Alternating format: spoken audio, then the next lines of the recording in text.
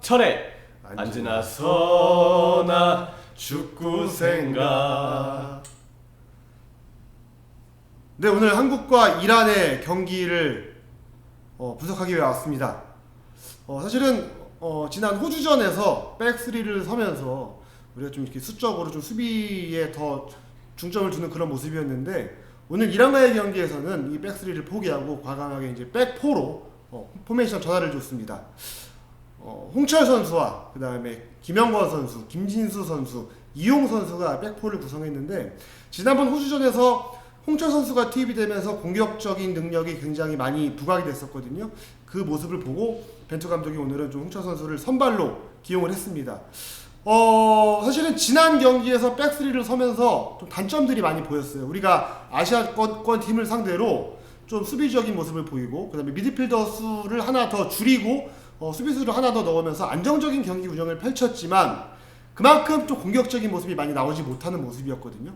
하지만 오늘 선택한 이 백포에서는 수비도 안정적이었고, 그리고 양쪽 측면에 있는 이 홍철 선수라던가 이용 선수가 굉장히 또 공격 가담을 선보이면서 지난번 호주전에서의 수비진보다는 더 안정적인 모습을 보여줬습니다.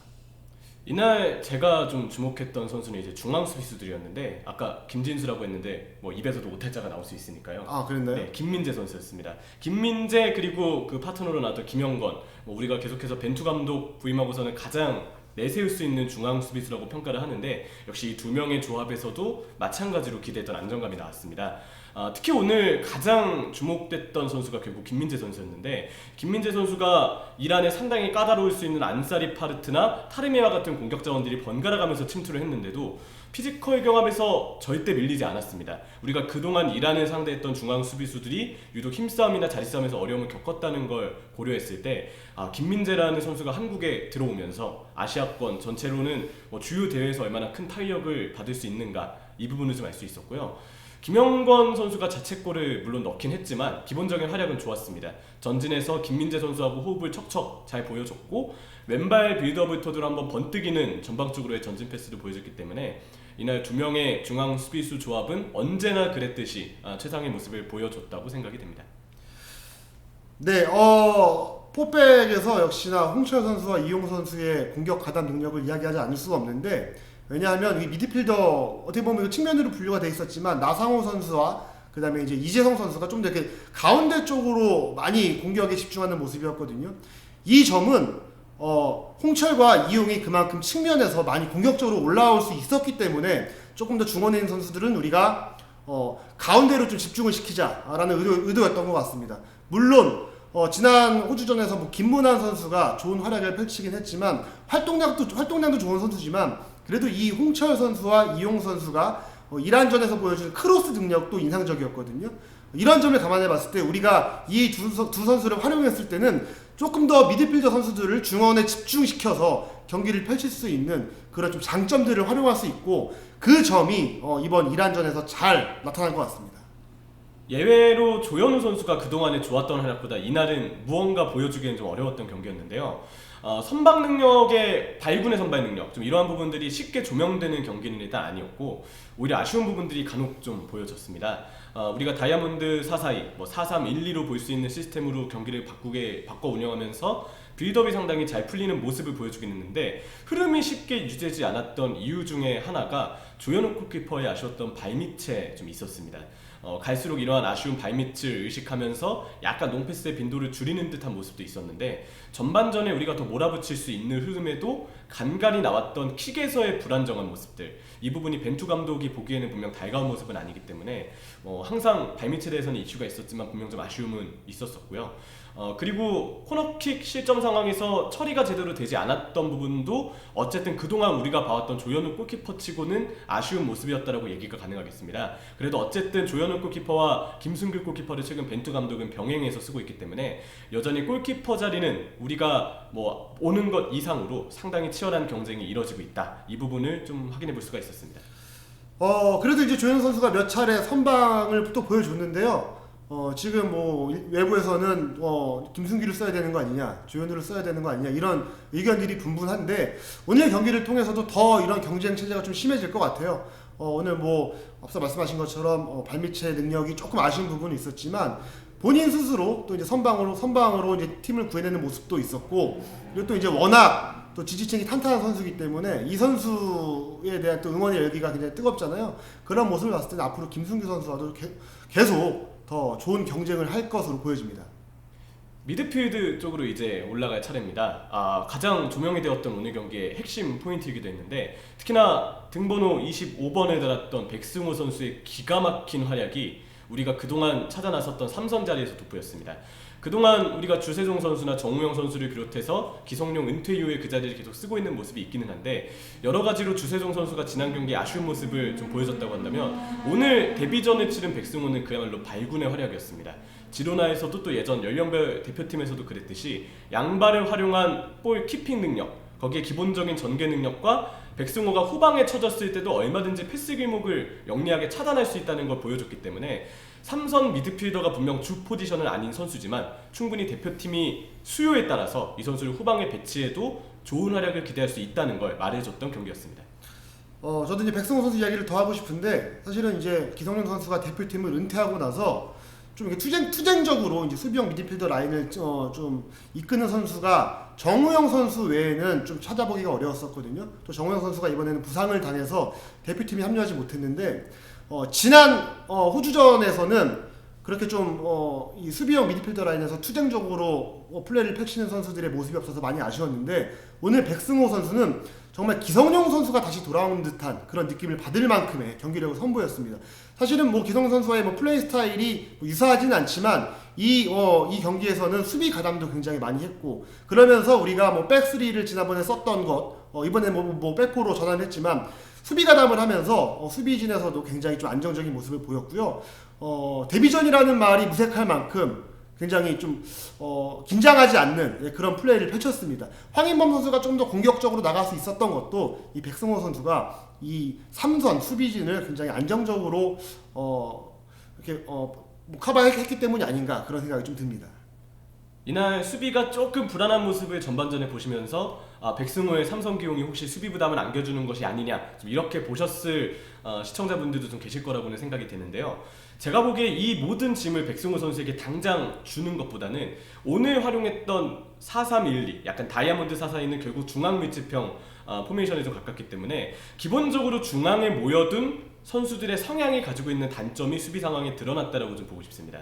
이날 쓰리미들에 나왔던 백승호, 황인범, 이재성 3명 다 어떻게 보면은 굉장히 중앙에 좀 모여드는 형태로 전형을 좀 구축을 했는데, 우리가 이렇게 중앙에 모여든 선수들을 토대로 중원을 장악하면서 상당히 많은 패스루트와 빌드업 루트를 만드는 것은 성공했습니다. 하지만 수비 시에 측면을 커버해 들어가는 선수 없이 모든 선수가 중앙 쪽에 조금 모여드는 축구를 했기 때문에, 이란이 풀백이나 윙어를 활용해서 측면을 올라설 때는 아무래도 그쪽을 커버해 들어가는 미드필더의 수비 지원, 이 부분을 기대하기가 쉽지가 않았습니다. 그래서 백승호 선수가 홀로 측면 커버를 들어가도 결국은 좌우 풀백이 모든 상대의 측면 공격을 막아야 했기 때문에, 이날 전술적으로 변화를 준 것은 훌륭했지만 분명 어느 정도 수비에 있어서는 약간의 지켜볼 필요는 있다, 조금 더 점검해줄 필요는 있다라는 생각이 좀 들었던 경기였습니다. 그래서 어느 정도 다이아몬드 사사이로 중앙 밀집형 공격 시에 구사하는 것은 충분히 효과를 봤지만, 수비 시에는 살짝 미드필드들도 측면을 커버할 수 있는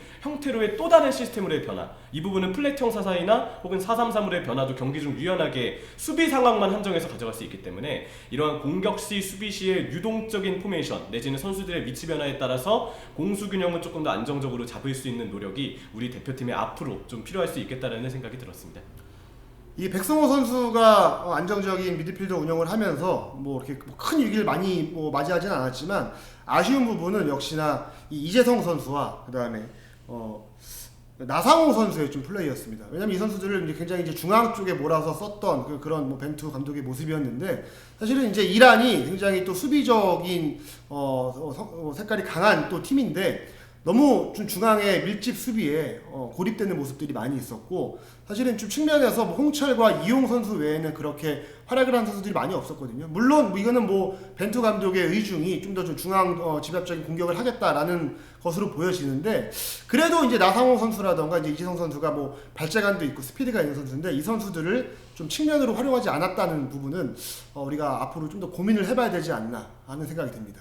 나상호 선수가 이제 측면으로 빠지지 않았던 부분들이 조금 더 보완돼야 되는 것은 분명히 있겠고요. 근데 이날 나상호 선수의 기본적인 위치 자체는 다이아몬드 사사이의 위쪽으로의 꼭지점 역할. 그래서 공간을 침투해 들어갈 때는 좌우 측면을 프리하게 들어가는 형태가 되는 게 이날 나상호 선수의 전술적인 움직임이었다고 생각은 드는데, 근데 아무래도 이란에게 조금 우리가 중원 점유율을 밀리거나 아니면 이란 센터백들이 키가 워낙 큽니다. 그래서 바로 우리가 전환을 못하고 뒤쪽으로 밀릴 시에는 나상호에게 빌드업에 부담이 좀 쥐어지게 되면서 이대로 나상호 선수를 공격 시에 우리가 원했던 전술적인 움직임이나 위치를 쉽게 가져가지 못하게끔 했다라는 부분은 아쉬움이 있었어요. 그래서 나상호 선수의 움직임, 위치 이런 부분은 우리가 조금 더 흐름을 장악했다라면 조금 더 다양하게 좀 잘 나오지 않았을까 하는 그런 아쉬움도 조금은 들었던 경기였습니다. 패하지 않은 경기였지만 그래도 이란을 상대로 계속 못 이겨서 오늘은 좀 승리를 따냈으면 좋겠다라는 그런 마음이 컸는데, 저는 그런 면에 있어서 후반 교체 카드에 대한 좀 아쉬움을 좀 지적하고 싶어요. 이제 나상호 선수와 그다음에 이제 이재성 선수를 빼고 이제 황희찬 선수와 이승우 선수를 이제 투입을 했는데, 사실 그러면서 조금 더 측면의 공격을 좀 활로를 뚫어주겠다. 라는 의미였던 걸로 이제 분석이 됩니다. 그런데 뭐 그만큼의 활약을 뭐 인상적인 모습을 좀 보여주지 못해서 좀 아쉬운 부분들이 있고요. 아예 뭐 새로 이제 후반 들어서 선수들을 투입을 하면서 좀 전형의 전체적인 변화를 좀 두면 어떨까 싶은 생각이 들어요. 뭐 이 두 선수를 이제 교체를 하면서 가운데 있던 선수들을 약간 좀 측면으로 벌리는 그런 효과는 있었지만 그 외에 큰 변화는 없었거든요. 우리가 좀 변화무쌍한 그런 좀 여러 가지 전술들을 좀 쓰기 위해서는 후반 들어서 뭐 황희찬 선수라든가 이승우 선수를 투입을 했을 때 조금 더 뭐 예를 들어 3톱을 가동한다든지 이런 식의 좀 새로운 변화를 좀 더 모색을 해야 될 필요가 있어 보입니다.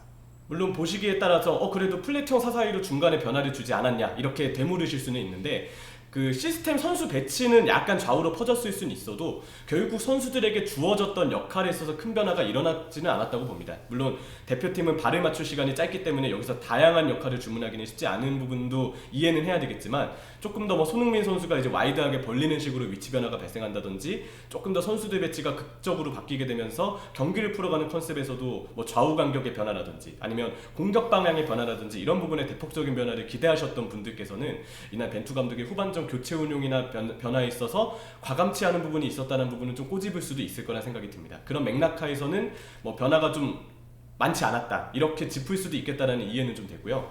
제가 공격 쪽에서 가장 돋보였던 것은 역시나 이 투톱의 움직임이었었는데, 특히나 황의조 선수 그리고 파트너였던 손흥민 선수 두 선수의 역할 분담이 철저히 있습니다. 손흥민 선수는 사실상 프리롤적인 역할을 맡았고 나상호 선수가 특히 내려와주는 역할도 간간히 해줬기 때문에 손흥민 선수도 그 밖에 부담을 좀 덜은 형태로 뛸 수가 있었다는 생각이 들고요. 황의조 선수는 그야말로 최전방 완전한 라인 브레이킹 능력을 보여줬습니다. 뒷공간이 열릴 때마다 침투해 들어가는 모습, 우리가 조금 더 흐름을 일방적으로 쥐었다고 한다면 여기에 나상호 선수까지 위로 올라가는 형태로 움직임이 가세가 되면서 보다 더 공격진들의 움직임이 활발하고 왕성했을 것으로 기대가 되는데, 뭐 앞으로 벤투 감독이 그렸던 밑그림이 어떤지는 알게 됐으니까 조금 더 흐름을 쥐고 가는 노력이 더해지면서 다채로운 공격진들의 움직임을 보다 더 기대해봐도 괜찮을 것 같습니다. 저는 이제 후반 막판에 터진 손흥민 선수의 슈팅을 보면서 이게 정말 개인 능력으로 만들어낼 수 있는 멋진 모습이다라는 생각이 들긴 했는데, 손흥민 선수가 물론 잘했지만 개인적으로 아쉬운 부분은 밀집 수비를 상대로 너무 좀 중앙에서 개인 돌파를 통해서 이걸 풀어나가려고 하지 않았나라는 좀 생각이 듭니다. 사실은 이제 그 황의조라는 슈팅에 일가견이 있는 선수가 우리는 이제 최전방에 있는데, 손흥민 선수가 좀 측면으로 빠져나가면서 많은 수비수들을 좀 이렇게 이끌고 나가면 오히려 황의조 선수가 조금 더 편하게 슈팅을 할 수 있는 상황들이 많이 있지 않았을까라는 좀 아쉬움이 들거든요.